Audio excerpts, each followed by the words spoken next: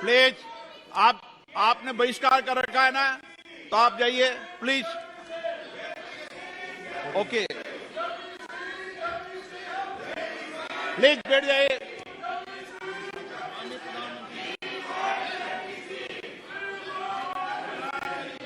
माननीय अध्यक्ष जी, एक मिनट बैठिए। क्या तरीका है बैठे बैठे नारेबाजी करने की? ये तरीका है आप लोगों का? पहले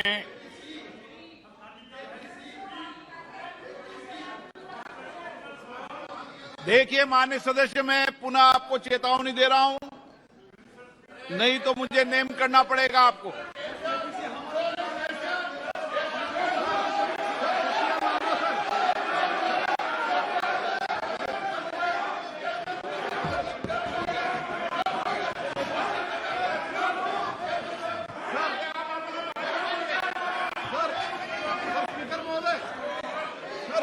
तटिया लाना बिल्कुल गलत है सर, तो उनको नेम कर दीजिए सर, हमारा आग्रह है आपसे सर। माननीय नेता, मैं आपसे आग्रह कर रहा हूं, आपके सदस्यों को समझा लिए, तख्तियां लेकर सदन में नहीं आए। आपने कहा था कि हम बहिष्कार करेंगे, तो आप अपनी बात पर कायम रहें। पिछले 3 दिन से कर रहा था साहब, हम लोग का डिमांड है जेपीसी को करने के लिए, जेपीसी डालने के लिए, और जेपीसी नहीं डाल रहे थे साहब। अभी हम लोग जो है ना प्रधानमंत्री जी का सामने भी हम लोग को जो ये मुद्दा को रखना चाहता था, आपका सामने भी रखा है और हाउस का सामने भी रखा है। अभी हम लोग जो है ना सर इस बात से जो है ना हम लोग वॉकआउट कर रहे हैं। ओके,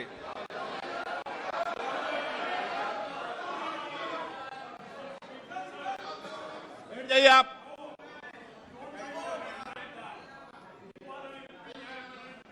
ओके, माननीय प्रधानमंत्री जी।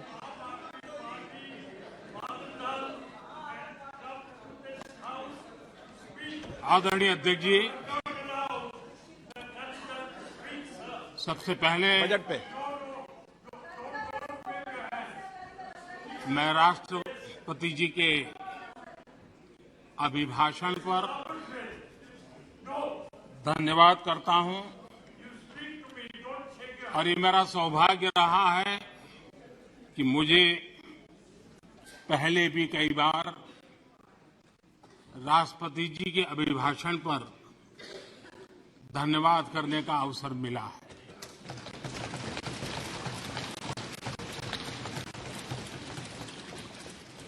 लेकिन इस बार मैं धन्यवाद के साथ साथ राष्ट्रपति महोदया जी का अभिनंदन भी करना चाहता हूं।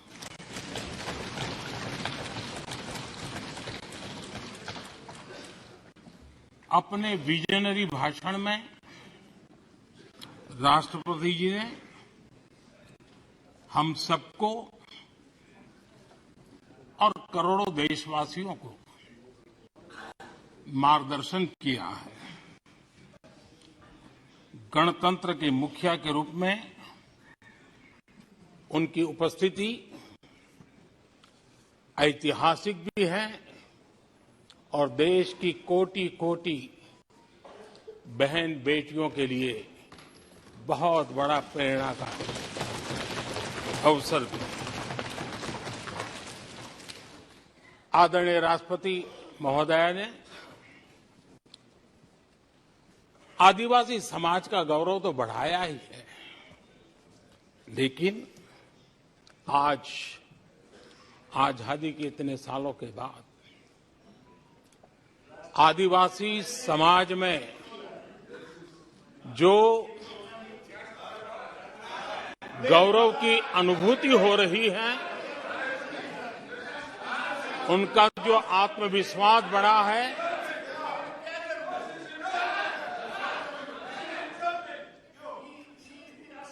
और इसके लिए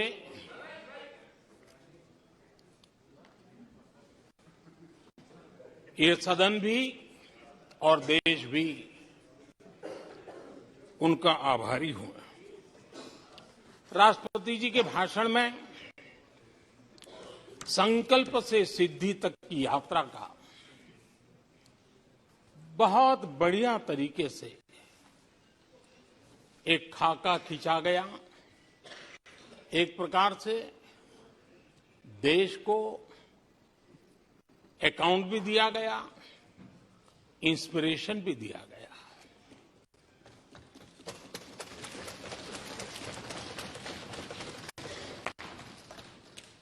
आदरणीय अध्यक्ष जी, यहां पर सभी माननीय सदस्यों ने इस चर्चा में हिस्सा लिया। हर किसी ने अपने अपने आंकड़े दिए, अपने अपने तर्क दिए और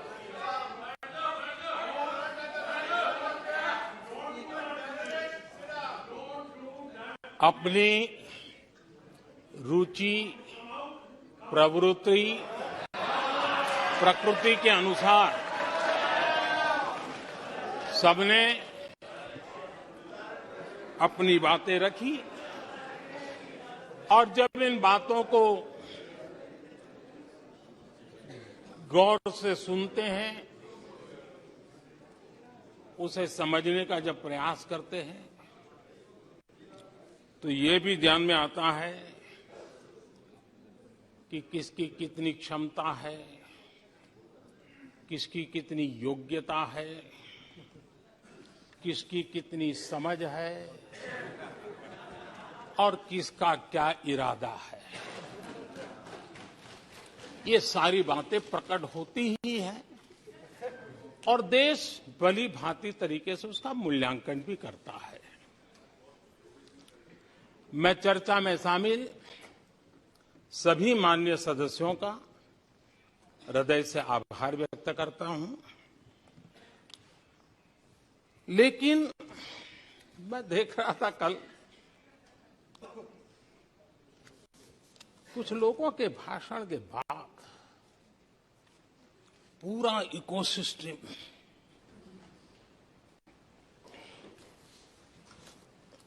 समर्थक उछल रहे थे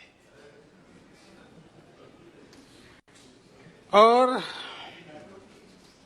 खुश होकर के कहने लगे, ये हुई है। मैं अंतिम बार बोल रहा हूं, आप सीट पर बैठे बैठे नहीं बोले, आप वरिष्ठ सदस्य हैं और कोई शब्दों को नहीं गलत। आप चुप रहिए। नो नो,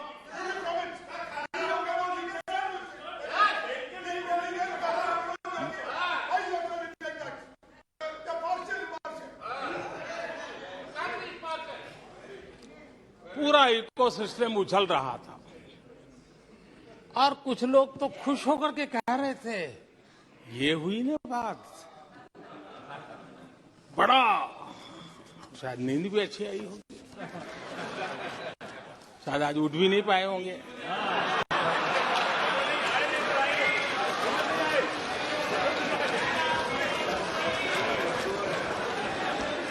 और ऐसे लोगों के लिए कहा गया है,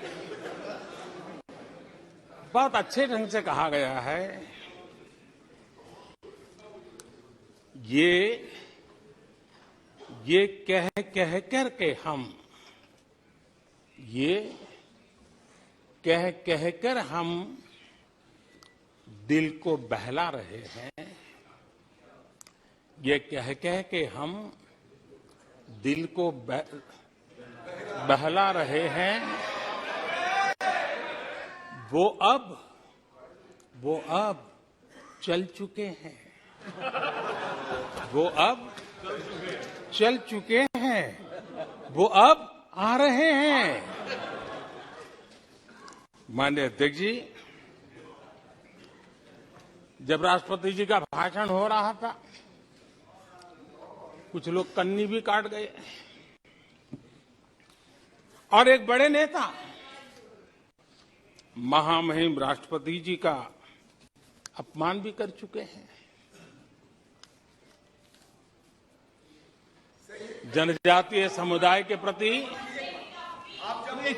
जनजातीय समुदाय के प्रति प्लीज प्लीज प्लीज, आपको नफरत भी दिखाई दी है। प्लीज और हमारे जनजातीय समाज के प्रति उनकी सोच क्या है। देखिए, सदन सदन के तरीके से चलेगा। आप लोग बोले थे, सबने सुना था, कोई डिस्टर्बेंस नहीं हो। नो, गलत। लेकिन जब इस प्रकार की बातें टीवी के सामने कही गई तो भीतर पड़ा हुआ जो नफरत का भाव था, जो सच, वो बाहर आके ही रह गया। ये खुशी है। ठीक है, बाद में चिट्ठी लिख करके बचने की कोशिश तो की गई है। माननीय अध्यक्ष जी, जब राष्ट्रपति जी के भाषण पे चर्चा मैं सुन रहा था तो मुझे लगा कि बहुत सी बातों को मौन रह करके स्वीकार किया गया है। यानी एक प्रकार से सबके भाषण में सुनता था तब लगा कि राष्ट्रपति जी के भाषण के प्रति किसी को इतराज नहीं है, किसी ने उसकी आलोचना नहीं की। भाषण की हर बात, अब देखिए क्या कहा है राष्ट्रपति जी ने, मैं उन्हीं के शब्द कोट करता हूं। राष्ट्रपति जी ने अपने भाषण में कहा था, जो भारत कभी अपनी अधिकांश समस्याओं के समाधान के लिए दूसरों पर निर्भर था, वही आज दुनिया की समस्याओं के समाधान का माध्यम बन रहा है। राष्ट्रपति जी ने यह भी कहा था,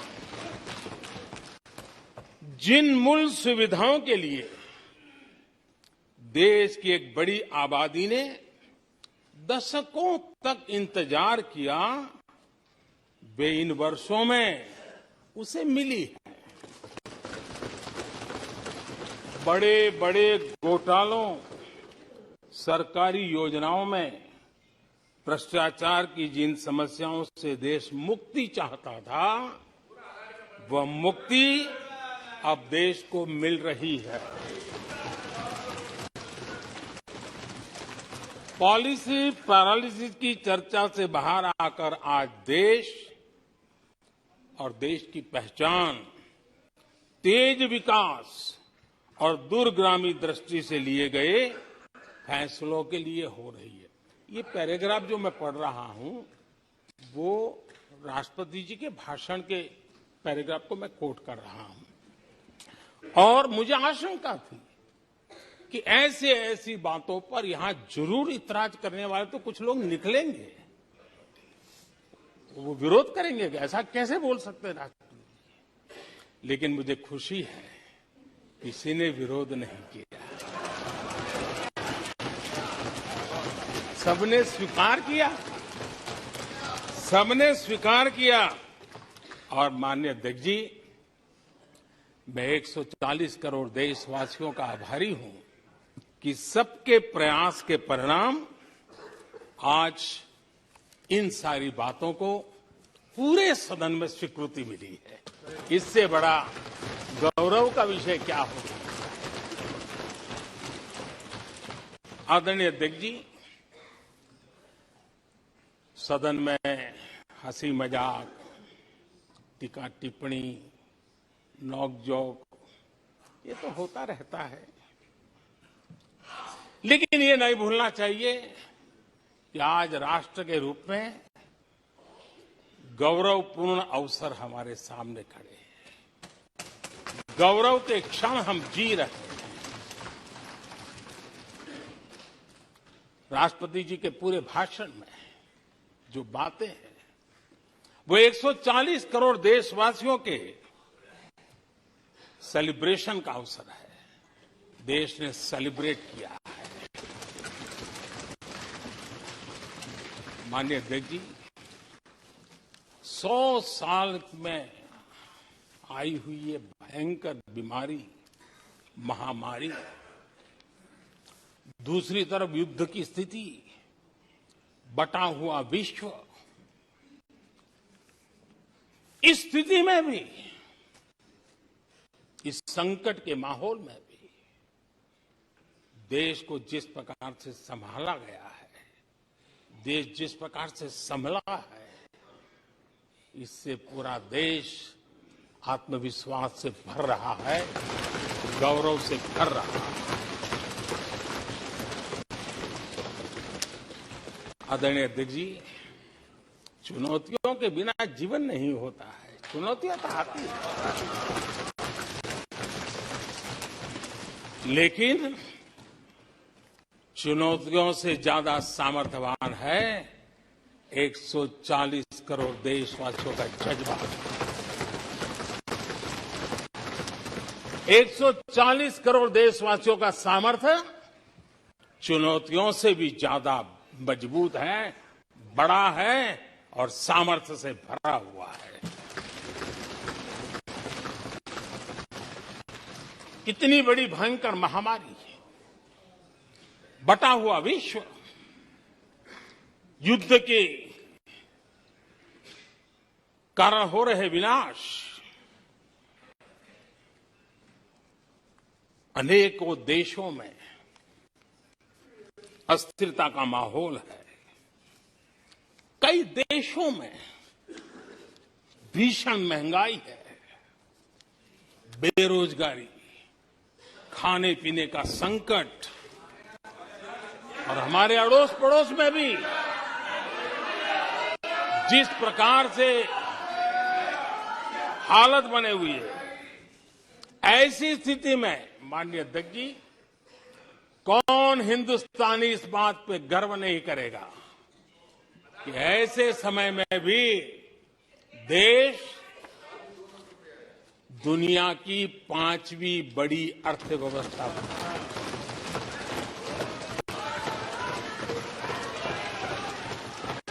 आज पूरे विश्व में भारत को लेकर के पॉजिटिविटी है, एक आशा है, भरोसा है। और माननीय अध्यक्ष जी, ये भी खुशी की बात है कि आज भारत को विश्व के समृद्ध देश ऐसे G20 समूह की अध्यक्षता का अवसर भी मिला। ये देश के लिए गर्व की बात है। ये देश के लिए गर्व की बात है। 140 करोड़ देशवासियों के लिए गौरव की बात है। लेकिन मुझे लगता है, पहले मुझे नहीं लगता था, लेकिन अभी लग रहा है शायद इससे भी कुछ लोगों को दुख हो रहा है। 140 करोड़ देशवासियों में किसी को दुख नहीं हो सकता है। वो आत्मनिरीक्षण करे, वो कौन लोग हैं जिसको इसका भी दुख हो रहा है। माननीय अध्यक्ष जी,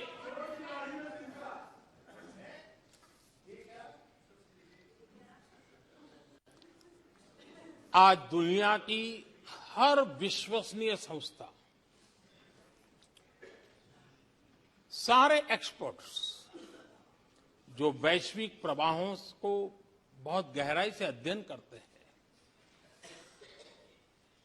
जो भविष्य का अच्छे से अनुमान भी लगा सकते हैं, उन सबको आज भारत के प्रति बहुत आशा है, विश्वास है और बहुत एक मात्रा में उमंग भी है।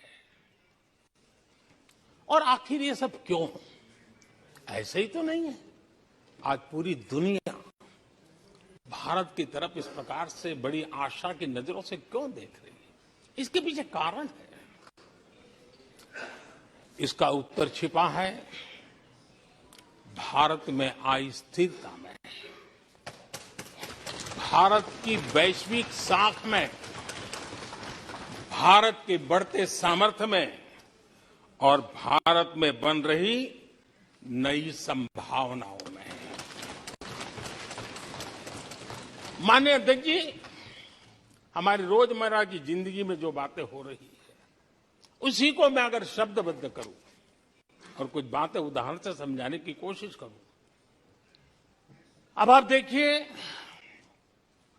भारत में एक 2-3 दशक अस्थिरता के रहे, आज स्थिरता है, पॉलिटिकल स्टेबिलिटी है, स्टेबल गवर्नमेंट भी है और डिसिसिव गवर्नमेंट है।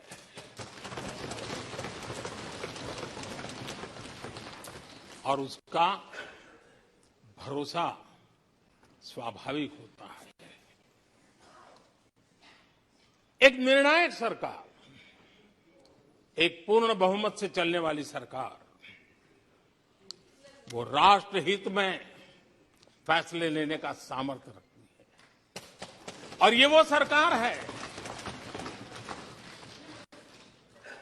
रिफॉर्म आउट ऑफ कंपल्सन नहीं, रिफॉर्म आउट ऑफ कन्विक्शन हो रहे हैं। और हम इस मार्ग पर हटने वाले नहीं, हम चलते रहेंगे। देश को समय की मांग के अनुसार जो चाहिए वो देते रहेंगे। माननीय अध्यक्ष जी, एक और उदाहरण की तरफ मैं जाना चाहूंगा। इस कोरोना काल में मेड इन इंडिया वैक्सीन तैयार हुई। भारत ने दुनिया का सबसे बड़ा वैक्सीनेशन अभियान चलाया। और इतना ही नहीं, अपने करोड़ों नागरिकों को मुफ्त वैक्सीन के टीके लगाए। इतना ही नहीं, 150 से ज्यादा देशों को इस संकट के समय हमने जहां जरूरत थी वहां दवाई पहुंचाई, जहां जरूरत थी वहां वैक्सीन। और आज विश्व के कई देश हैं जो भारत के विषय में इस बात पर बड़े गौरव से विश्व के मंच पर धन्यवाद करते हैं, भारत का गौरवगान करते हैं। उसी प्रकार से तीसरे एक पहलू की तरफ ध्यान देते हैं। इसी संकट काल में आज भारत का डिजिटल इंफ्रास्ट्रक्चर, जिस तेजी से डिजिटल इंफ्रास्ट्रक्चर ने अपनी एक ताकत दिखाई है, एक आधुनिकता की तरफ बदलाव किया है, पूरा विश्व इसका अध्ययन कर रहा है। मैं पिछले दिनों G20 समिट में बाली में था। डिजिटल इंडिया की चारों तरफ वाहवाही हो रही थी और बहुत क्यूरियोसिटी थी कि देश कैसे कर रहा है। कोरोना काल में दुनिया के बड़े बड़े देश, समृद्ध देश, अपने नागरिकों को आर्थिक मदद पहुंचाना चाहते थे, नोटें छापते थे, बांटते थे, लेकिन बांट नहीं पाते थे। ये देश हैं जो एक फ्रिक्शन ऑफ सेकंड में लाखों करोड़ों रुपए देशवासियों के खाते में जमा करा देता है। हजारों करोड़ रुपए ट्रांसफर हो जाते हैं। एक समय था छोटी छोटी टेक्नोलॉजी के लिए देश तरसता था। आज देश में बहुत बड़ा फर्क महसूस हो रहा है। टेक्नोलॉजी के क्षेत्र में देश बड़ी ताकत के साथ आगे बढ़ रहा है।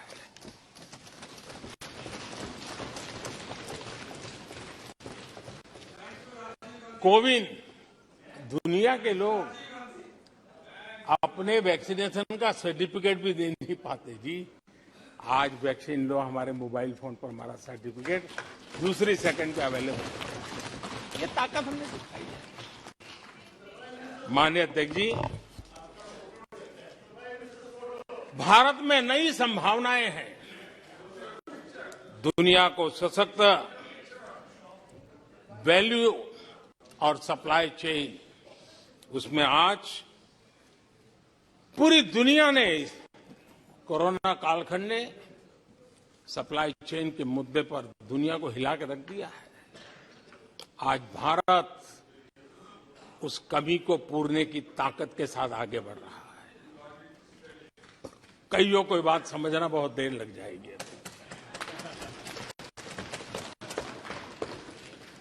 भारत आज इसी दिशा में एक मैन्युफैक्चरिंग हब के रूप में उभर रहा है और दुनिया भारत की समृद्धि में अपनी समृद्धि देख रही है।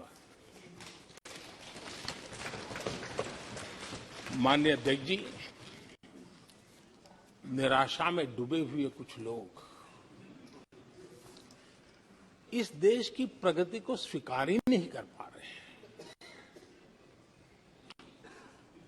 उन्हें भारत के लोगों की उपलब्धियां नहीं दिखती है।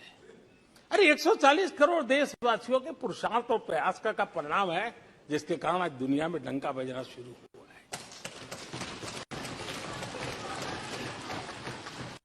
उन्हें भारत के लोगों के पुरुषार्थ और परिश्रम से प्राप्त उपलब्धियां उनको नजर नहीं आ रही हैं। माननीय अध्यक्ष जी, पिछले 9 वर्ष में भारत में 90,000 स्टार्टअप्स और आज स्टार्टअप की दुनिया में हम दुनिया में तीसरे नंबर पर पहुंच गए। एक बहुत बड़ा स्टार्टअप इकोसिस्टम आज देश के टायर 2, टायर 3 सिटीज में भी पहुंच चुका है। हिंदुस्तान के हर कोने में पहुंचा है। भारत के युवा सामर्थ्य की पहचान बनता जा रहा है। माननीय अध्यक्ष जी, इतने कम समय में और कोरोना के विकट कालखंड में 108 यूनिकॉर्न बने हैं और एक यूनिकॉर्न का मतलब होता है उसकी वैल्यू 6-7 हजार करोड़ से ज्यादा होती है। ये इस देश के नौजवानों ने करके दिखाया। माननीय अध्यक्ष जी, आज भारत दुनिया में मोबाइल मैन्युफैक्चरिंग में दुनिया में दूसरा बड़ा देश बन गया है। घरेलू विमान यात्री डोमेस्टिक एयर ट्रैफिक में आज विश्व में हम तीसरे नंबर पर पहुंच चुके हैं।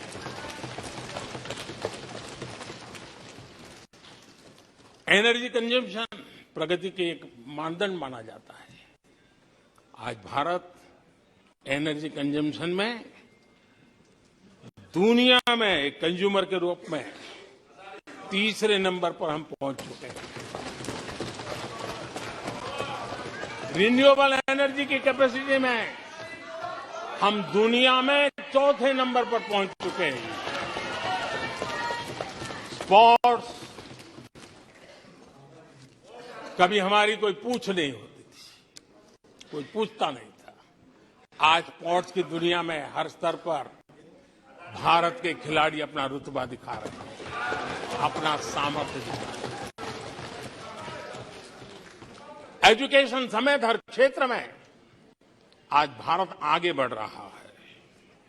पहली बार, माननीय अध्यक्ष जी, गर्व होगा, पहली बार हायर एजुकेशन में एनरोलमेंट वालों की संख्या 4 करोड़ से ज्यादा हो गई।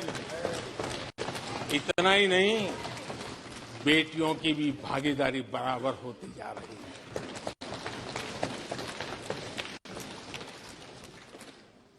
देश में इंजीनियरिंग हो, मेडिकल कॉलेज हो, प्रोफेशनल कॉलेजेस हो, उसकी संख्या बहुत तेजी से बढ़ रही है।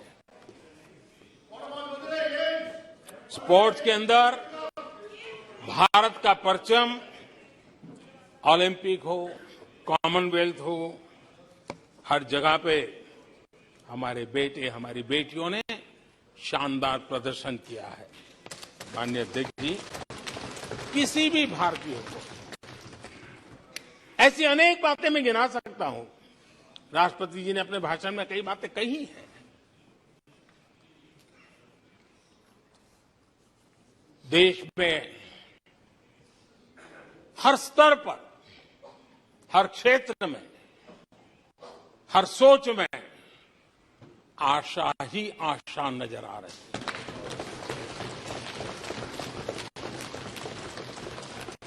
एक विश्वास से भरा हुआ देश है, सपने और संकल्प लेकर के चलने वाला देश है।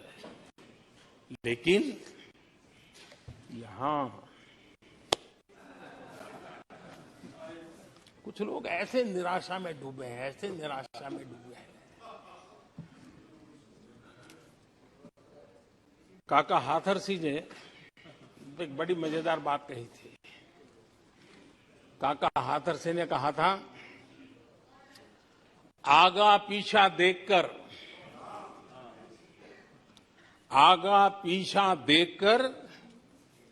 क्यों होते गमगीन, जैसी जिसकी भावना वैसा दिखे सीन।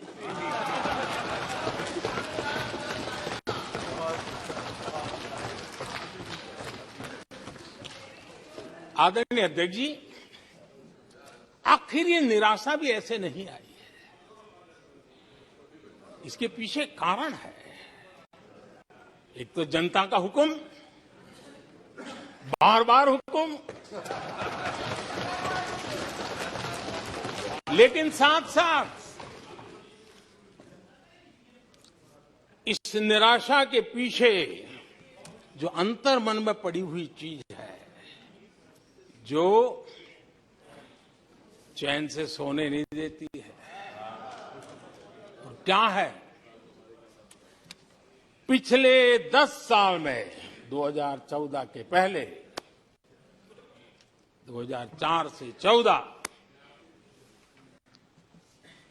भारत की अर्थव्यवस्था खस्ता हाल हो गई। निराशा नहीं होगी तो क्या होगा? 10 साल में महंगाई डबल डिजिट रही, और इसलिए कुछ अगर अच्छा होता है तो निराशा और उभर करके आती है। और जिन्होंने बेरोजगारी दूर करने के वादे किए थे,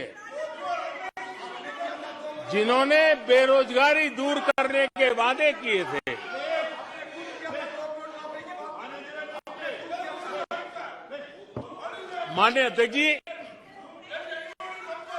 एक बार जंगल में 2 नौजवान शिकार करने के लिए गए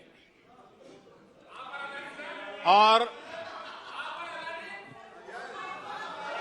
वो गाड़ी में अपनी बंदूक नीचे उतार करके थोड़ा टहलने लगे।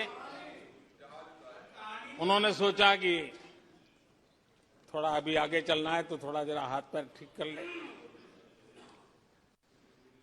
लेकिन गए थे तो बाघ का शिकार करने के लिए, और उन्होंने देखा आगे जाएंगे तो बाघ मिलेगा।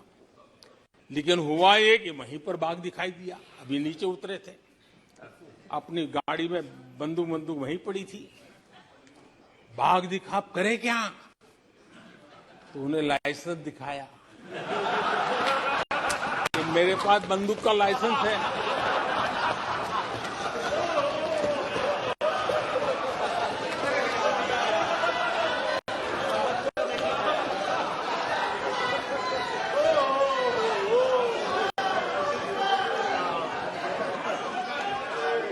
इन्होंने भी बेरोजगारी दूर करने के नाम पर एक कानून दिखाया, वो कानून बना दिया।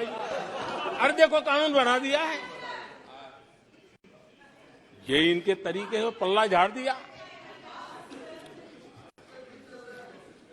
4 से 14 आजादी के इतिहास में सबसे घोटालों का दशक रहा, सबसे।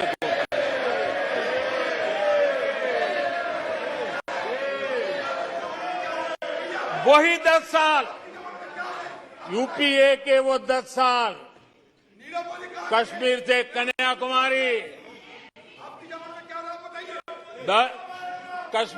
कन्याकुमारी, भारत के हर कोने में आतंकवादी हमलों का सिलसिला चलता रहा। 10 साल हर नागरिक असुरक्षित था।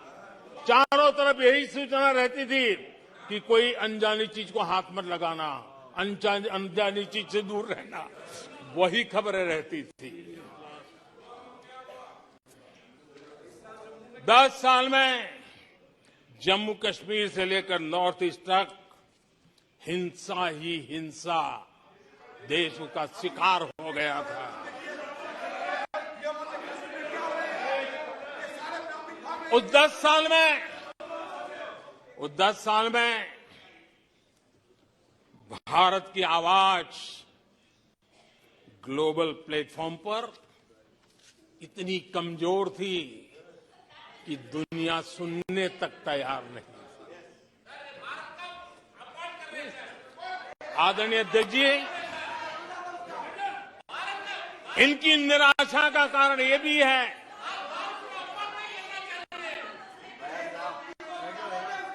आज जब देश की क्षमता का परिचय हो रहा है, 140 करोड़ देशवासियों का सामर्थ्य खिल रहा है, खुल करके सामने आ रहा है। लेकिन देश का सामर्थ्य तो पहले भी था, लेकिन 4 से लेकर 14 तक इन्होंने वो अवसर गंवा दिया। और यूपीए की पहचान बन गई, हर मौके को मुसीबत में पलट दिया, हर मौके को मुसीबत में पलट दिया। जब टेक्नोलॉजी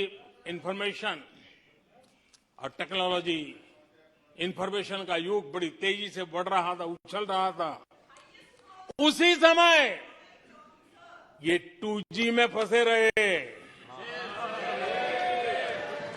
मौका मुसीबत में। सिविल न्यूक्लियर डील हुआ, जब सिविल न्यूक्लियर डील की चर्चा थी, तब ये कैश फॉर वॉट में फंसे रहे। ये खेल चले। आदरणीय अध्यक्ष जी, 2010 में कॉमनवेल्थ गेम्स हुए। भारत को दुनिया के सामने, भारत की युवा सामर्थ्य को प्रस्तुत करना एक बहुत बड़ा अवसर था, लेकिन फिर मौका मुसीबत में, और CWG घोटाले में पूरा देश दुनिया में बदनाम हो गया। आदरणीय अध्यक्ष जी,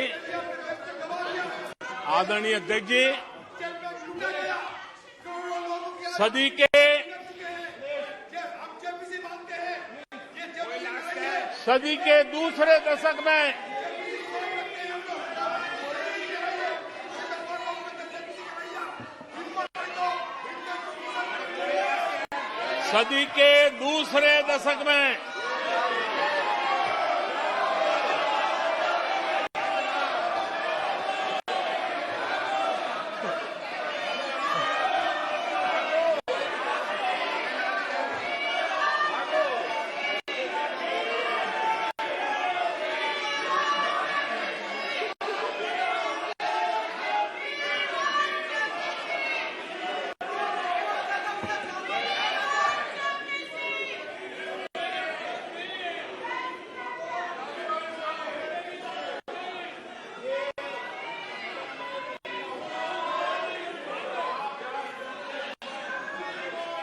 उचित नहीं है, ये संसदीय परंपराओं के अनुरूप नहीं है।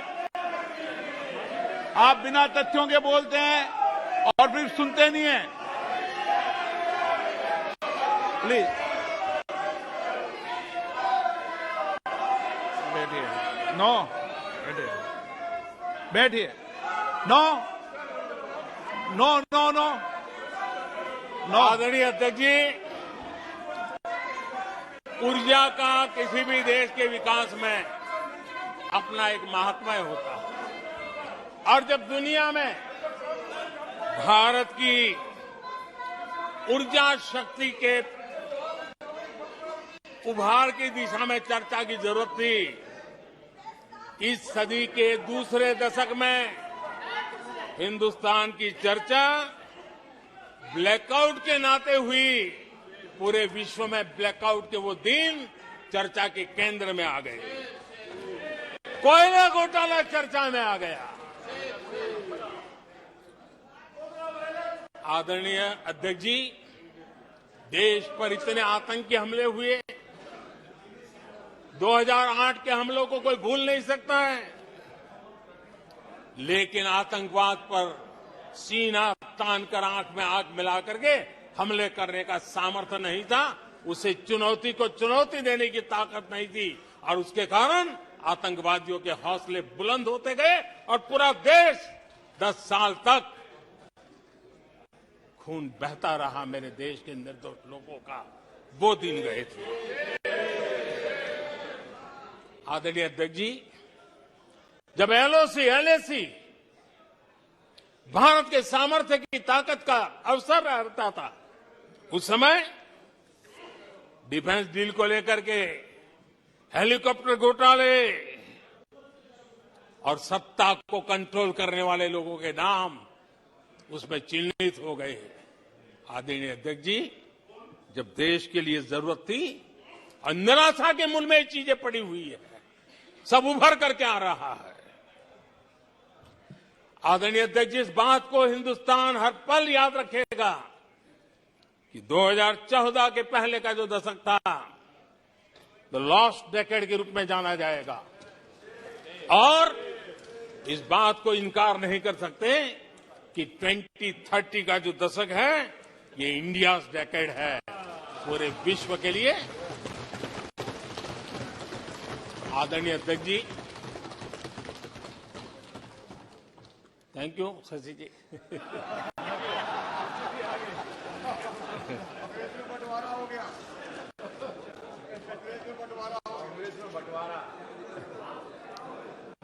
आदरणीय अध्यक्ष जी,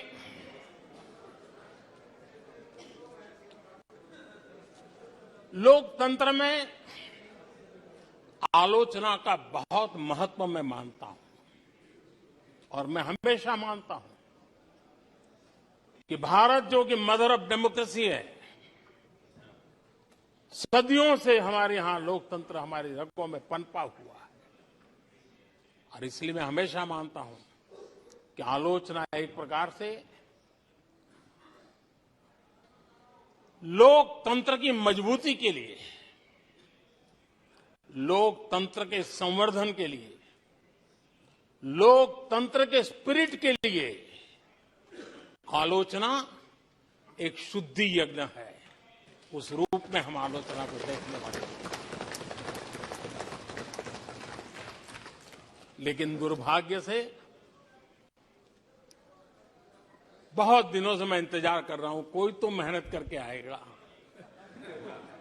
कोई तो एनालिसिस करके कोई आलोचना करेगा ताकि देश को कुछ लाभ हो। लेकिन 9 साल आलोचना ने आरोपों में गंवा दिए जिन्होंने, सिवाय आरोप, गाली गलौज, कुछ भी बोल दो, इसके सिवाय कुछ नहीं किया। गलत आरोप। और हाल ये चुनाव हार जाओ, ईवीएम खराब, दे दो गाली। चुनाव हार जाओ, चुनाव आयोग को गाली दे दो। क्या तरीका है? अगर कोर्ट में फैसला पक्ष में नहीं आया तो सुप्रीम कोर्ट को गाली दे दो, उसकी आलोचना कर दो। अगर भ्रष्टाचार की जांच हो रही है, अगर भ्रष्टाचार की जांच हो रही है,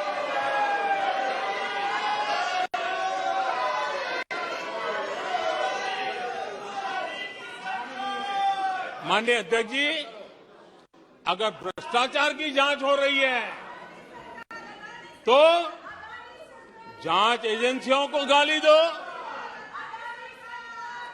अगर सेना पराक्रम करे, सेना अपना शौर्य दिखाए और वो नैरेटिव देश के जन जन के अंदर एक नया विश्वास पैदा करे, तो सेना की आलोचना करो, सेना को गाली दो, सेना पर आरोप करो।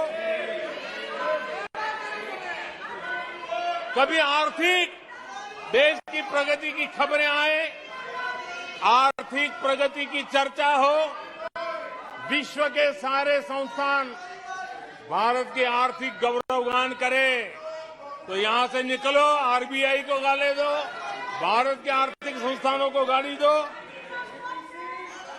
आदरणीय अध्यक्ष जी, हमने 9 साल देखा है माननीय कंस्ट्रक्टिव क्रिटिसिज्म की जगह माननीय आप सदन के नेता हैं, आप माननीय सदस्यों को समझा दें। लोकतंत्र के लिए जिसकी ये आवश्यकता है, संसदीय परंपरा के अनुरूप नहीं है कि बैठे बैठे बोलें।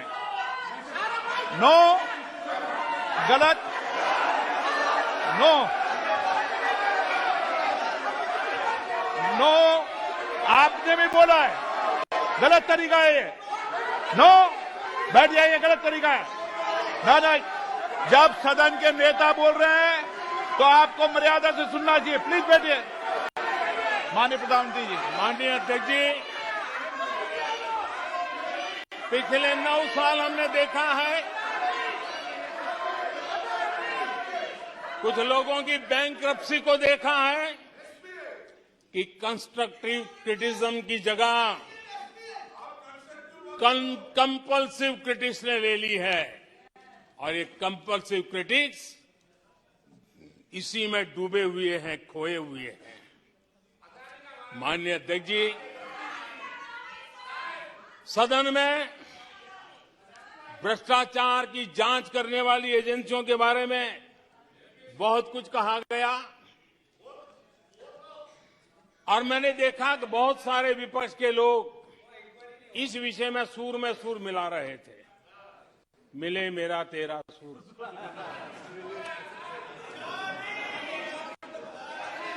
आदरणीय अध्यक्ष जी, मुझे लगता था देश की जनता, देश के चुनाव के नतीजे ऐसे लोगों को जरूर एक मंच पर लाएंगे, लेकिन वो तो हुआ नहीं। लेकिन इन लोगों ने ईडी का धन्यवाद करना चाहिए कि ईडी के कारण ये लोग एक मंच पे आए हैं। ईडी ने एक लोगों को एक मंच पर ला दिया है।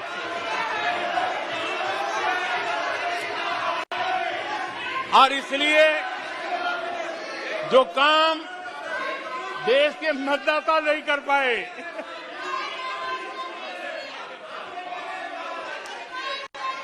आदरणीय अध्यक्ष जी, मैं कई बार सुन रहा हूं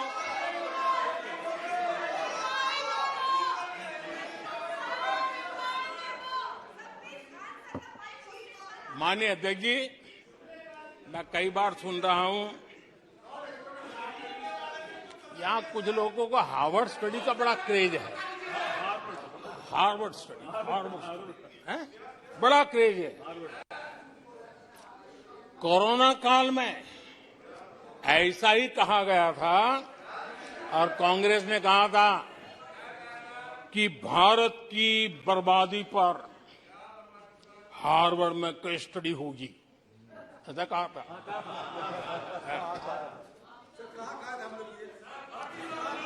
और कल फिर सदन में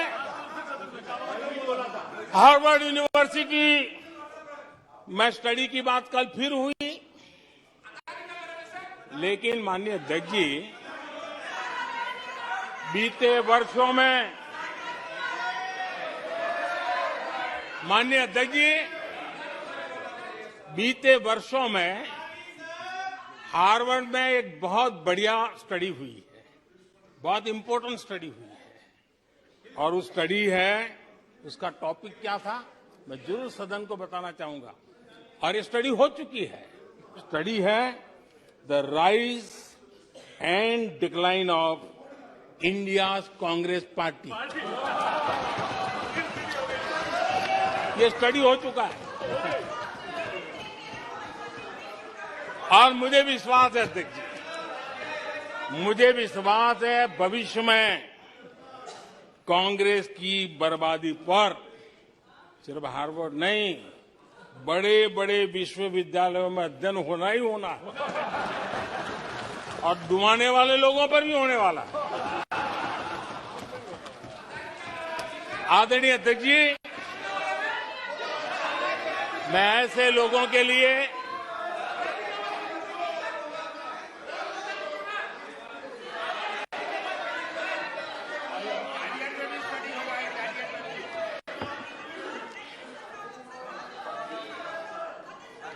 आदरणीय अध्यक्ष जी,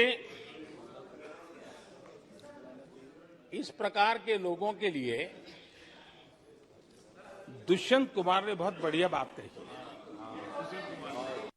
और दुष्यंत कुमार ने जो कहा है बहुत फिट बैठता है। उन्होंने कहा है, तुम्हारे पांव के नीचे, तुम्हारे पांव के नीचे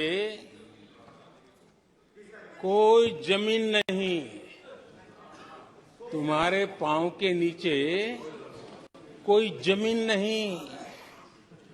कमाल ये है कि फिर भी तुम्हें यकीन नहीं।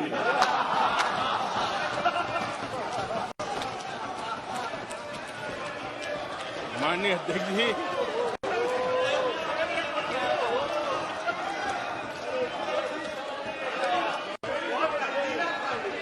आदरणीय अध्यक्ष जी, सुनो फिर। आदरणीय अध्यक्ष जी, ये लोग बिना सर पैर की बातें करने के आदी होने के कारण उनको ये भी याद नहीं रहता है कि वो खुद का कितना कॉन्ट्राडिक्शन कहते हैं। कभी एक बात, कभी दूसरी बात, कभी एक तरफ, कभी दूसरी तरफ। हो सकता है वो आत्मचिंतन करके खुद के अंदर जो विरोधाभास है उसको भी तो ठीक करेंगे। अब 2014 से ये लगातार कोस रहे हैं, हर मौके पर कोस रहे हैं, भारत कमजोर हो रहा है, भारत की कोई सुनने को तैयार नहीं है, भारत की दुनिया में कोई वजूद नहीं रहा, न जाने क्या क्या कहा। और अब क्या कह रहे हैं? अब कह रहे हैं कि भारत इतना मजबूत हो गया है कि दूसरे देशों को दबकाकर फैसले करवा रहा है।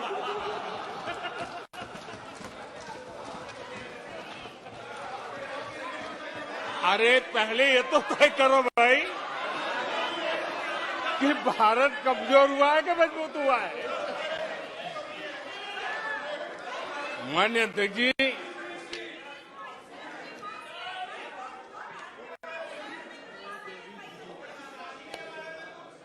माननीय अध्यक्ष जी,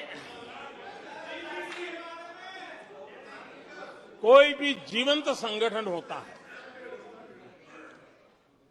अगर एक जीवंत व्यवस्था होती है, जो जमीन से जुड़ी हुई व्यवस्था होती है, वे जनता जनार्दन में क्या चलता है लोगों के अंदर उसका चिंतन करता है, उससे कुछ सीखने की कोशिश करता है और अपनी राह भी समय रहते हुए बदलता रहता है।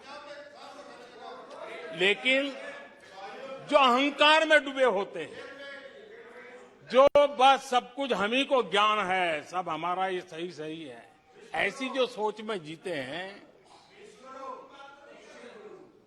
उनको लगता है कि मोदी को गाली देकर के ही हमारा रास्ता निकलेगा, मोदी पर झूठे अनाप शनाप कीचड़ उछाल करके ही रास्ता निकलेगा। अब 22 साल बीत गए, वो गलतफहमी पाल करके बैठे हुए हैं।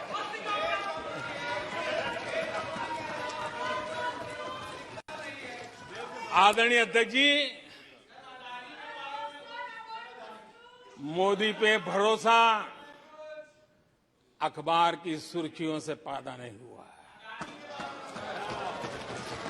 मोदी पे ये भरोसा टीवी पर चमकते चेहरों से नहीं हुआ है। जीवन खपा दिया है, पल पल खपा दी है, देश के लोगों के लिए खपा दी है, देश के उज्जवल भविष्य के लिए खपा दी है।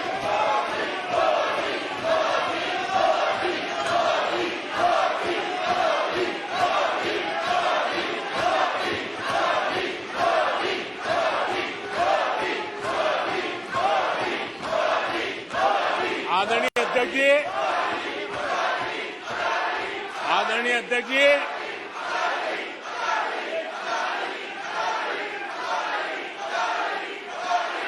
आदरणीय अध्यक्ष जी,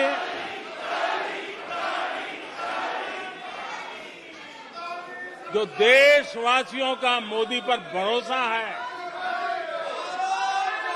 ये इनकी समझ के दायरे से बाहर है और समझ के दायरे से भी काफी ऊपर है।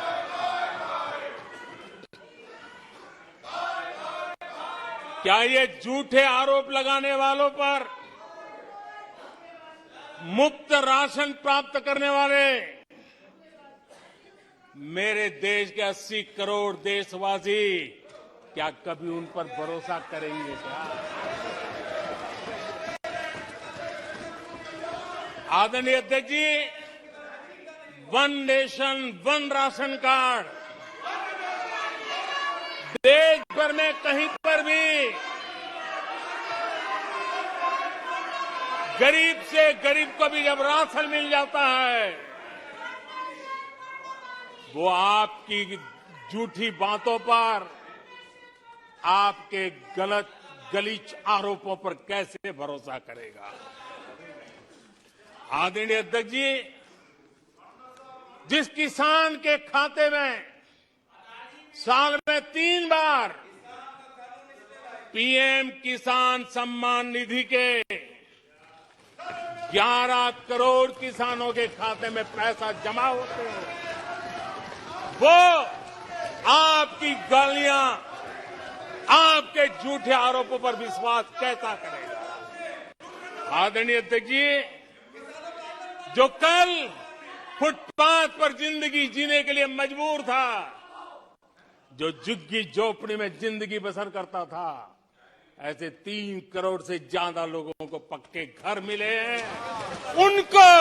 उनको तुम्हारी ये गालियां, ये तुम्हारे झूठी बातें क्यों वो भरोसा करेगा? अध्यक्ष जी, आदरणीय अध्यक्ष जी, 9 करोड़ लोगों को मुफ्त गैस का कनेक्शन मिला है, वो आपकी झूठ को कैसे स्वीकार करेगा? 11 करोड़ बहनों को इज्जत घर मिला है, शौचालय मिला है, वो आपके झूठ को कैसे स्वीकार करेगा?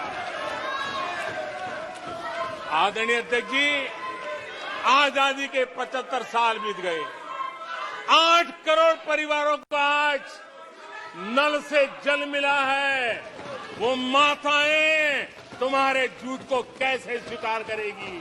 तुम्हारी गलतियों को, गालियों को कैसे स्वीकार करेगी? आयुष्मान भारत योजना, आयुष्मान भारत योजना से 2 करोड़ परिवारों को मदद पहुंची है, जिंदगी बच गई है उनकी। मुसीबत के समय मोदी काम आया है, तुम्हारी गालियां को वो कैसे स्वीकार करेगा? कैसे स्वीकार करेगा? आदरणीय अध्यक्ष जी, आपकी गालियां, आपके आरोपों को इन कोटि कोटि, आदरणीय अध्यक्ष जी, आपकी गालियों को, आपके आरोपों को इन कोटि कोटि भारतीयों से होकर के गुजरना पड़ेगा, जिनको दशकों तक मुसीबतें में जिंदगी जीने के लिए तुमने मजबूर किया था। आदरणीय अध्यक्ष जी, कुछ लोग अपने लिए, अपने परिवार के लिए बहुत कुछ तबाह करने पर लगे हुए हैं। अपने लिए, अपने परिवार के लिए जी रहे हैं। मोदी तो 25 करोड़ देशवासियों के परिवार का सदस्य है। आदरणीय अध्यक्ष जी, 140 करोड़ देशवासियों के आशीर्वाद, ये मेरा सबसे बड़ा सुरक्षा कवच है। और गालियों के शस्त्र से, झूठ के शस्त्रास्त्रों से इस सुरक्षा कवच को कभी तुम भेद नहीं सकते हो। वो विश्वास का सुरक्षा कवच है और इन शस्त्रों से तुम कभी भेद नहीं सकते हो। आदरणीय अध्यक्ष जी,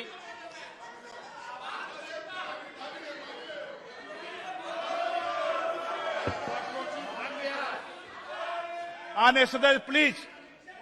नहीं, ये तरीका उचित नहीं है आपका, कोई तरीका उचित नहीं है। नो, इस तरीके से सदन नहीं चलेगा, मैं आपको बता देता हूं। नो, तरीका गलत है। बैठिए, बैठिए। क्या सदन है, संसद है? बैठकर टिप्पणी करते हैं। सदन के नेता बोलते हैं जब कुछ शांत रखा करो, मर्यादा रखा करो चीजों की।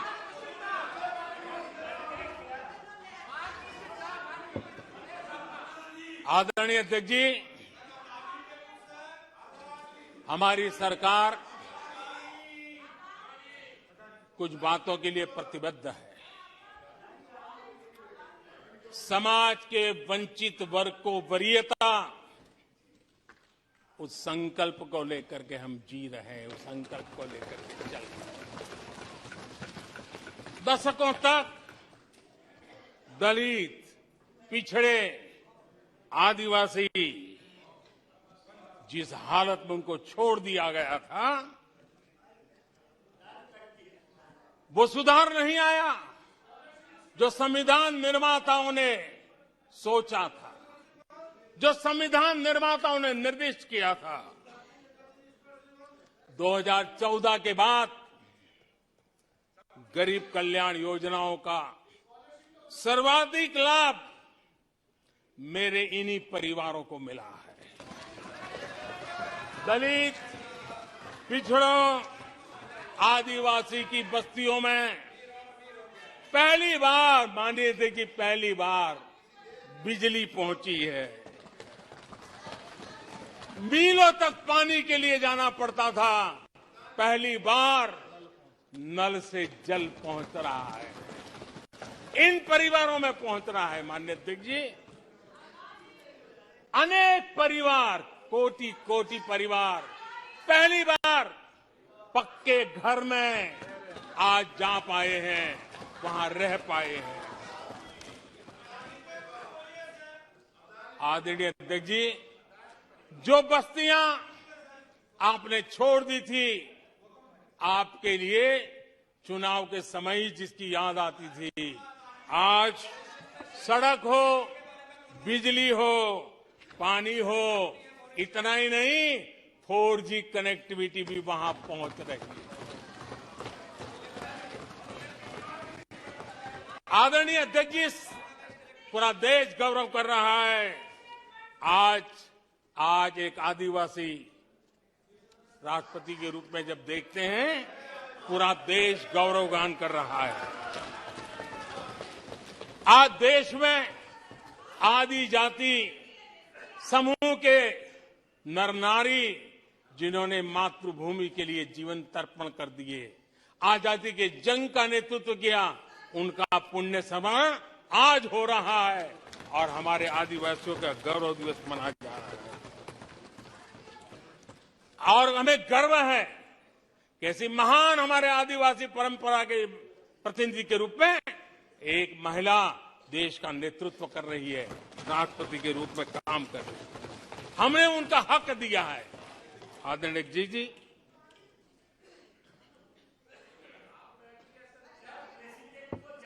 आदरणीय अध्यक्ष जी, हम पहली बार देख रहे हैं। एक बात ये भी सही है, हम सबका समान अनुभव है। सिर्फ मेरा ही ऐसा है ऐसा नहीं, आपका भी है। हम सब जानते हैं कि जब मां सशक्त होती है तो पूरा परिवार सशक्त होता है।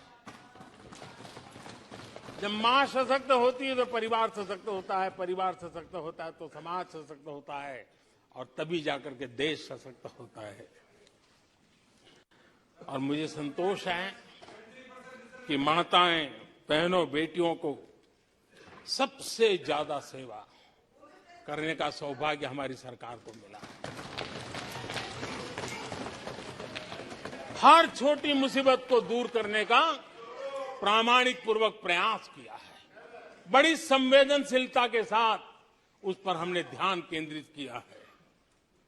आदरणीय अध्यक्ष जी, कभी कभी मजाक उड़ाया जा रहा है, ऐसा कैसा प्रधानमंत्री है, लाल किले पर से टॉयलेट की बातें करता है, बड़ी मजाक उड़ाई गई। आदरणीय अध्यक्ष जी,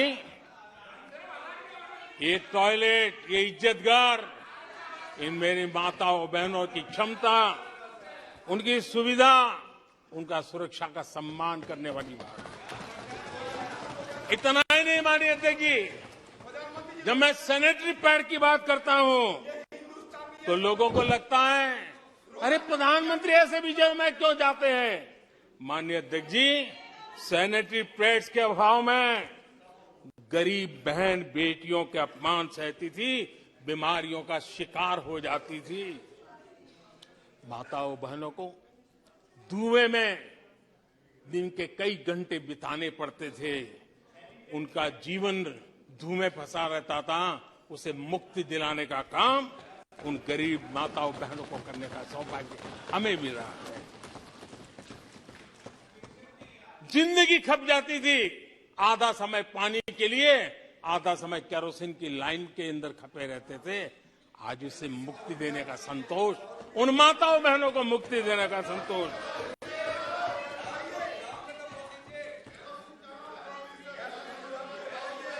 माननीय अध्यक्ष जी, जो पहले चलता था अगर वैसा ही हम चलने देते, शायद कोई हमें सवाल भी नहीं पूछता कि मोदी जी ये क्यों नहीं किया, वो क्यों नहीं किया, क्योंकि देश को आपने ऐसी स्थिति में ला दिया था कि इससे बाहर निकल ही नहीं सकता था। वैसी निराशा में देश को झोंक कर रखा हुआ था। हमने उज्ज्वला योजना से धुएं से मुक्ति दिलाई, जल जीवन से पानी दिया, बहनों के सशक्तिकरण के लिए काम किया। 9 करोड़ बहनों को सेल्फ हेल्प ग्रुप, स्वयं सहायता समूह से जोड़ना, माइनिंग से लेकर के डिफेंस तक, आज माताओं बहनों को, बेटियों को अवसर खोल दिए हैं। ये खोलने का काम हमारी सरकार ने किया है। आदरणीय अध्यक्ष जी, इस बात को हम याद करें, वोट बैंक की राजनीति ने देश के सामर्थ्य को कभी कभी बहुत बड़ा गहरा धक्का पहुंचाया है, और उसी का परिणाम है कि देश में जो होना चाहिए, जो समय पे होना चाहिए था, उसमें काफी देर हो गई। आप देखिए, मध्यम वर्ग, लंबे समय तक मध्यम वर्ग को पूरी तरह नकार दिया गया, उसकी तरफ देखा तक नहीं गया। एक प्रकार से वो मान के चला कि हमारा कोई नहीं, अपने ही बलबूते पर जो हो सकता है करते चलो। वो अपनी पूरी शक्ति बेचारा खपा देता था। लेकिन हमारी सरकार, एनडीए सरकार ने मध्यम वर्ग की ईमानदारी को पहचाना है, उन्हें सुरक्षा प्रदान की है, और आज हमारा परिश्रमी मध्यम वर्ग देश को नई ऊंचाई पर ले जा रहा है। सरकार के विभिन्न योजनाओं से मध्यम वर्ग को कितना लाभ हुआ है, माननीय अध्यक्ष जी, मैं उदाहरण देता हूं। 2014 से पहले जीबी डेटा, क्योंकि आज युग बदल चुका है, ऑनलाइन दुनिया चल रही है, हर एक के हाथ में मोबाइल पड़ा हुआ है। कुछ लोगों के जेब फटे हुए हो तो भी मोबाइल तो होता ही है। आदरणीय अध्यक्ष जी, 2014 के पहले जीबी डेटा की कीमत 250 रुपया थी, आज सिर्फ 10 रुपया। आज सिर्फ 10 रुपया। आदरणीय अध्यक्ष जी, एवरेज हमारे देश में एक नागरिक एवरेज 20 GB का उपयोग करता है। अगर उस हिसाब को मैं लगाऊं तो एवरेज एक व्यक्ति का 5,000 रुपया बचता है। आदरणीय अध्यक्ष जी, 5,000 रुपया बचता है। आदरणीय अध्यक्ष जी, जन औषधि स्टोर आज पूरे देश में आकर्षण का कारण बने हैं, क्योंकि मध्यम वर्ग का परिवार उसको अगर परिवार में सीनियर सिटीजन है, डायबिटीज जैसी बीमारी है, तो 1,000, 2,000, 2,500, 3,000 की दवाई हर महीना लेनी पड़ती है। जन औषधि केंद्र में जो दवाई बाजार में 100 रुपए में मिलती है, जन औषधि में 10 रुपए 20 रुपए में मिलती है। आज 20,000 करोड़ रुपया मध्यम वर्ग का जन औषधि के कारण बचा है। माननीय अध्यक्ष जी, हर मध्यम वर्गीय परिवार की एक सपना रहता है खुद का घर बने, और अर्बन इलाके में होम लोन के लिए बड़ी व्यवस्था करने का काम हमने किया, और रेरा का कानून बनाने के कारण जो कभी इस प्रकार के तत्व मध्यम वर्ग की मेहनत की कमाई को सालों तक डुबो कर रख देते थे, उसमें से मुक्ति दिला करके उसको एक नया विश्वास देने का काम हमने किया, और उसके कारण खुद का घर बनाने की उसकी सहूलियत बढ़ गई है। आदरणीय अध्यक्ष जी, हर मध्यम वर्गीय परिवार को अपने बच्चों के भविष्य के लिए, उसके उच्च शिक्षा के लिए उसके मन में एक रहता है, मंसूबा रहता है। वो चाहता है आज जितनी मात्रा में मेडिकल कॉलेजेस हो, इंजीनियरिंग कॉलेज हो, प्रोफेशनल कॉलेजों की संख्या बढ़ाई गई है, सीटें बढ़ाई गई हैं, उसने मध्यम वर्ग के एस्पिरेशन को बहुत उत्तम तरीके से एड्रेस किया है। उसको विश्वास होने लगा है कि उनके बच्चों का उज्जवल भविष्य निर्धारित है। आदरणीय अध्यक्ष जी, देश को आगे बढ़ाना है तो भारत को आधुनिकता की तरफ गए बिना कोई चारा नहीं, और समय की मांग है कि अब समय नहीं गंवा सकते, और इसलिए हमने इंफ्रास्ट्रक्चर की तरफ बहुत बड़ा ध्यान दिया है। और ये भी माने स्वीकार होगा, भारत की एक जमाने में पहचान थी गुलामी के कालखंड के पहले। गुलामी के कालखंड के पहले ये देश आर्किटेक्चर के लिए, इंफ्रास्ट्रक्चर के लिए दुनिया में उसकी ताकत थी, पहचान थी। गुलामी के कालखंड में सारा नष्ट हो गया। देश आजाद होने के बाद वो दिन दोबारा में आएगा ऐसी आशा थी, लेकिन वो भी समय बीत गया। जो होना चाहिए था, जिस गति से होना चाहिए, जिस स्केल से होना चाहिए था, वो हम नहीं कर पाए। आज उसमें बहुत बड़ा बदलाव इस दशक में देखा जा रहा है। सड़क हो, समुद्री मार्ग हो, व्यापार हो, वाटरवेज हो, हर क्षेत्र में आज इंफ्रास्ट्रक्चर का कायाकल्प देख रहा है। हाईवे पर रिकॉर्ड निवेश हो रहा है। माननीय अध्यक्ष जी, दुनिया भर में आज चौड़ी सड़कों की बात होती थी, भारत में चौड़ी सड़कें, हाईवे, एक्सप्रेसवे आज देश की नई पीढ़ी देख रही है। भारत में वैश्विक स्तर के अच्छे हाईवे, एक्सप्रेस दिखे, इस दिशा में हमारा काम है। पहले रेलवे इंफ्रास्ट्रक्चर अंग्रेजों ने जो देकर के गए, उसी पर भी हम बैठे रहे, उसी को हमने अच्छा मान लिया, गाड़ी चलती थी। आदरणीय अध्यक्ष जी, वो समय था, आदरणीय अध्यक्ष जी, जो समय था, जिस प्रकार से अंग्रेजों छोड़ करके गए थे, उसी भाव में जीते रहे। और रेलवे की पहचान क्या बन गई थी? रेलवे यानी धक्का मुक्की, रेलवे यानी एक्सीडेंट, रेलवे यानी लेट लतीफ। यही यानी एक स्थिति थी, लेट लतीफ में एक कहावत बनी गई थी, रेलवे यानी लेट लतीफी। एक समय था हर महीने एक्सीडेंट होने वाली घटनाएं बार बार आती थी। एक समय था एक्सीडेंट एक किस्मत बन गई थी। लेकिन अब ट्रेनों के अंदर वंदे भारत की मांग, हर एमपी चिट्ठी लिखता है, मेरे यहां वंदे भारत चालू करो। आज रेलवे स्टेशनों का कायाकल्प हो रहा है, आज एयरपोर्ट का कायाकल्प हो रहा है। 70 साल में 70 एयरपोर्ट, 70 साल में 70 एयरपोर्ट, 9 साल में 70 एयरपोर्ट। देश में वाटरवेज भी बन रहा है। आज वाटरवेज पर ट्रांसपोर्टेशन हो रहा है। आदरणीय अध्यक्ष जी, देश आधुनिकता की तरफ बढ़े, इसके लिए आधुनिक इंफ्रास्ट्रक्चर को बल देते हुए आदरणीय अध्यक्ष जी, मैंने जीवन में, सार्वजनिक जीवन में 4-5 दशक मुझे हो गए और मैं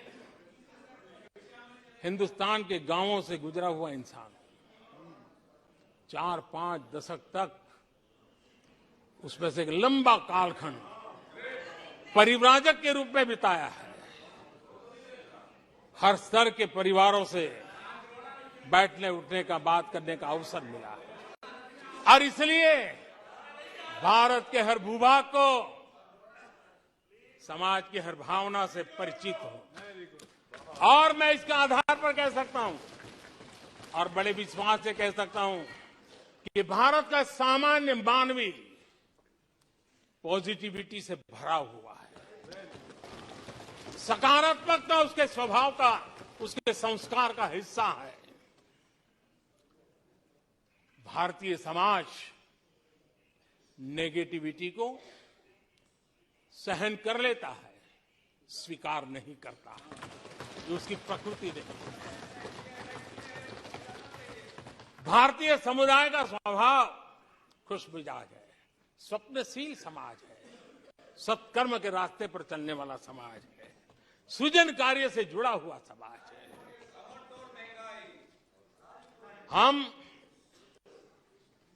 मैं आज कहना चाहूंगा, जो लोग सपने लेकर के बैठे हैं कि कभी यहां बैठते थे, फिर कभी मौका मिलेगा, ऐसे लोग जरा 50 बार सोचें, अपने तौर तरीकों पर जरा पुनर्विचार करें। लोकतंत्र में आपको भी आत्मचिंतन करने की आवश्यकता है। आधार आज डिजिटल लेन देन का सबसे बड़ा महत्वपूर्ण अंग बन गया। आपने उसको भी निराधार करके रख दिया था, अब उसके भी पीछे पड़ गए थे। उसको भी रोकने के लिए कोर्ट कचहरी तक को छोड़ा नहीं था।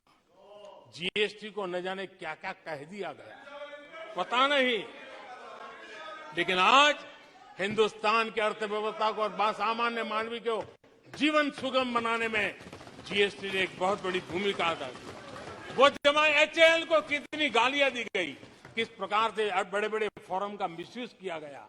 आज एशिया का सबसे बड़ा हेलीकॉप्टर बनाने वाला हब बन चुका है, जहां से तेजस हवाई जहाज सैकड़ों की संख्या में बन रहे हैं। भारतीय सेना के हजारों करोड़ रुपए का ऑर्डर आज एचएएल के पास है। भारत के अंदर आज वाइब्रेंट डिफेंस इंडस्ट्री आगे आ रही है। आज भारत डिफेंस एक्सपोर्ट करने लगा है। माननीय अध्यक्ष जी, हिंदुस्तान के हर नौजवान को गर्व होता है। निराशा में डूबे हुए लोगों से अपेक्षा नहीं है। आदरणीय अध्यक्ष जी,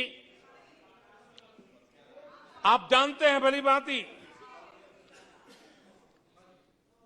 समय सिद्ध कर रहा है,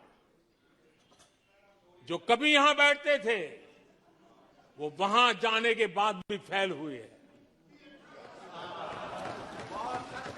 वहां जाने के बाद भी फेल हुए और देश पास होता जा रहा है, डिस्टिंक्शन पे जा रहा है। और इसलिए समय की मांग है कि आज निराशा में डूबे हुए लोग थोड़ा स्वस्थ मन रख के आत्मचिंतन करें। आदरणीय अध्यक्ष जी, यहां जम्मू कश्मीर की भी चर्चा हुई, जम्मू कश्मीर की भी चर्चा हुई, और जो अभी अभी जम्मू कश्मीर घूम कर गए उन्होंने देखा होगा कितने आन बान शान के साथ आप जम्मू कश्मीर में जा सकते, घूम सकते, फिर सकते। आदरणीय अध्यक्ष जी, पिछली शताब्दी के उत्तरार्ध में, आदरणीय अध्यक्ष जी, पिछली शताब्दी के उत्तरार्ध में मैं भी जम्मू कश्मीर में यात्रा लेके गया था और लाल चौक में तिरंगा फहराने का संकल्प लेकर के चला था। और तब आतंकवादियों ने पोस्टर लगाए थे, उस समय, और कहा था कि देखते हैं किसने अपनी मां का दूध पिया है जो लाल चौक में आके तिरंगा फहराता है। पोस्टर लगे थे। और उस दिन वो 24 जनवरी थी, मैंने जम्मू के अंदर बड़ी सभा में कहा था, अध्यक्ष जी मैं पिछली शताब्दी की बात कर रहा हूं, और तब मैंने कहा था आतंकवादी कान खोल करके सुन ले। उस दिन मैंने कहा था आतंकवादी कान खोल करके सुन ले। 26 जनवरी को ठीक 11 बजे मैं लाल चौक पहुंचूंगा, बिना सिक्योरिटी आऊंगा, बुलेट प्रूफ जैकेट के बिना आऊंगा, और फैसला लाल चौक में होगा किसने अपनी मां का दूध पिया।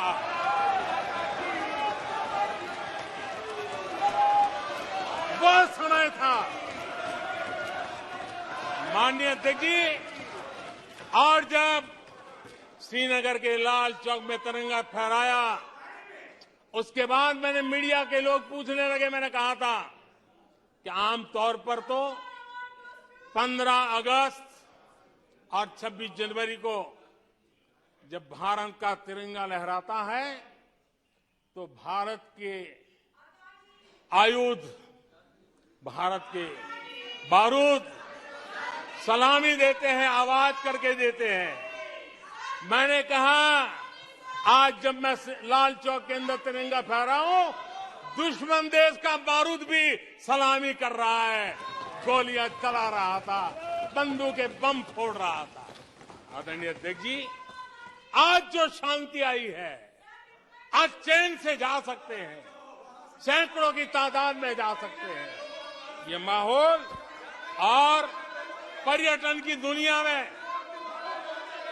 कई दशकों के बाद सारे रिकॉर्ड जम्मू कश्मीर ने तोड़े हैं।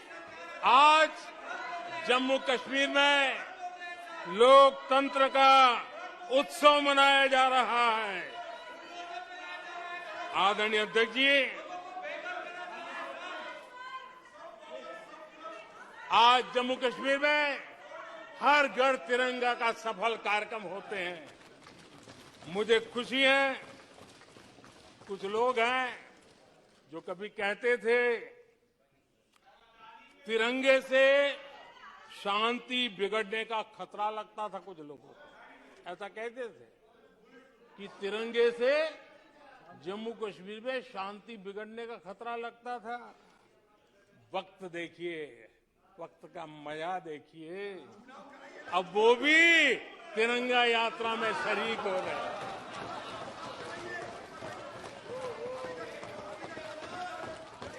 और आदरणीय अध्यक्ष जी, अखबारों में एक खबर आई थी जिसकी तरफ ध्यान नहीं गया होगा। आदरणीय अध्यक्ष जी, उसी समय अखबारों में एक खबर आई थी क्योंकि लोग टीवी में चमकने की कोशिश में लगे थे, लेकिन उसी समय श्रीनगर के अंदर दशकों बाद थिएटर हाउसफुल चल रहे थे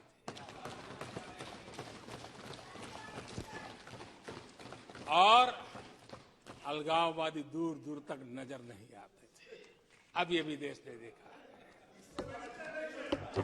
आदरणीय अध्यक्ष जी, अभी हमारे साथी आकर ही हमारे माननीय सदस्य नॉर्थ ईस्ट के लिए कह रहे थे। मैं कहूंगा जरा एक बार नॉर्थ ईस्ट हो आइए।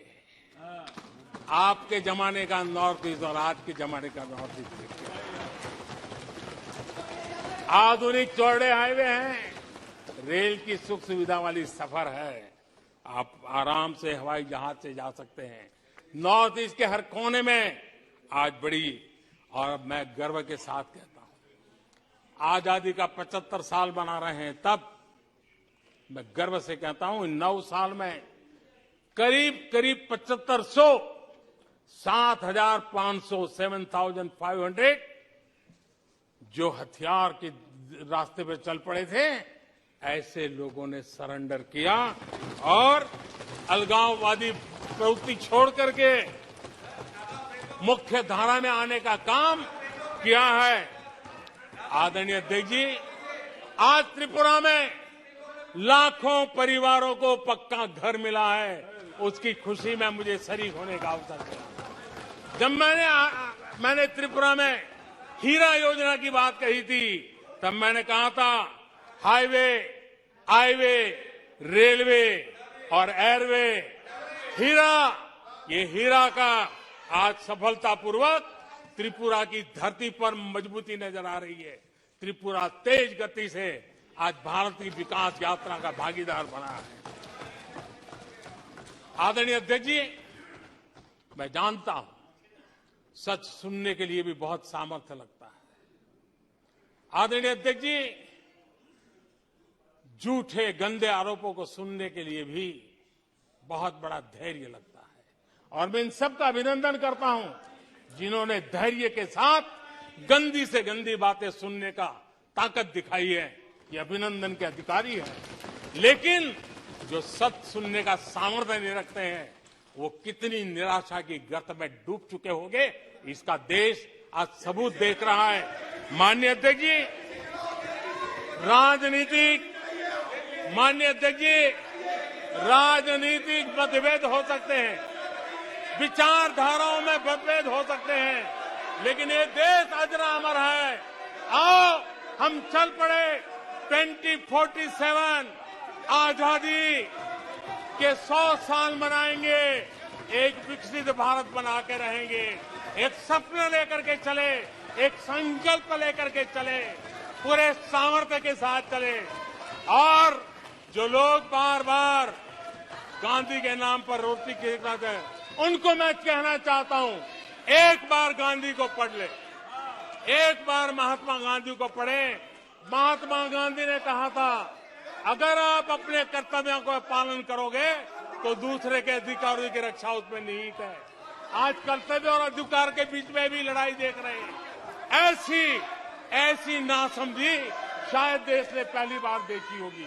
और इसलिए माननीय अध्यक्ष जी, मैं फिर एक बार आदरणीय राष्ट्रपति जी को अभिनंदन करता हूं, राष्ट्रपति जी का धन्यवाद करता हूं, और देश आज यहां से एक नए उमंग, नए विश्वास, नए संकल्प के साथ चल पड़ा है। बहुत बहुत धन्यवाद। धन्यवाद। प्रस्ताव पर सदस्यों के अनेक संशोधन प्रस्ताव किए गए। सभा की सहमति हो तो मैं सभी संशोधनों एक साथ सभा के मतदान के लिए रखता हूं। धन्यवाद। प्रस्ताव पर सदस्यों ने अनेक संशोधन प्रस्तुत किए। अब मैं संशोधनों को एक साथ सभा में मतदान करता हूं। प्रश्न है कि माननीय सदस्यों द्वारा प्रस्तुत सभी संशोधन स्वीकृत किया जाए।